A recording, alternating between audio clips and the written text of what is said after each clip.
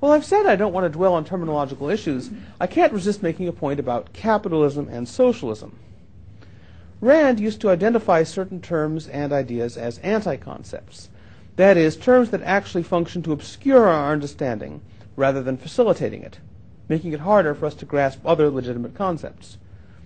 One important category of anti-concepts is what Rand called the package deal, referring to any term whose meaning conceals an implicit presupposition that certain things go together that in actuality do not.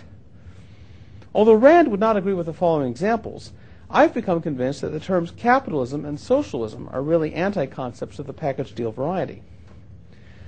Libertarians sometimes debate whether the real or authentic meaning of a term like capitalism is A, the free market, or B, government favoritism toward business, or C, the separation between labor and ownership, an arrangement neutral between the other two. Austrians tend to use the term in the first sense. Individualist-anarchists in the Tuckerite tradition tend to use it in the second and third. But in ordinary usage, I fear, it actually stands for an amalgamation of incompatible meanings. Suppose I were to invent a new word, Zaxlebax, and define it as a metallic sphere like the Washington Monument. That's the definition, a metallic sphere like the Washington Monument. In short, I build my ill-chosen example into the definition. Now, some linguistic subgroup might start using the term Zaxlebax as though it just meant metallic sphere, or as though it just meant something of the same kind as the Washington Monument. And that's fine. But my definition incorporates both, and thus conceals the false assumption that the Washington Monument is a metallic sphere. Any attempt to use the term Zaxlebax, meaning what I mean by it, involves the user in this false assumption. That's what Rand means by a package deal term. Now, I think the word capitalism, if used with the meaning most people give it, is a package deal term. By capitalism, most people mean neither the free market, simpliciter, nor the prevailing neo-mercantilist system, simpliciter. Rather, what most people mean by capitalism is this free market system that currently prevails in the Western world.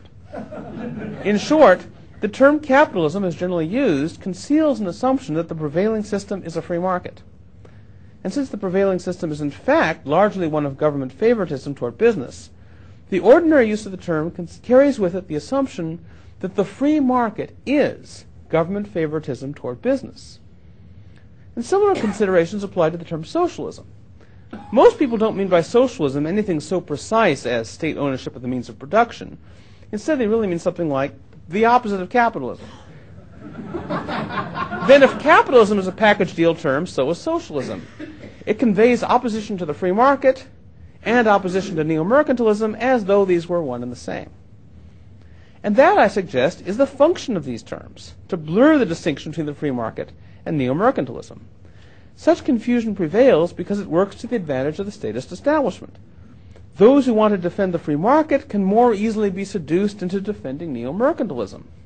And those who want to combat neo-mercantilism can more easily be seduced into combating the free market.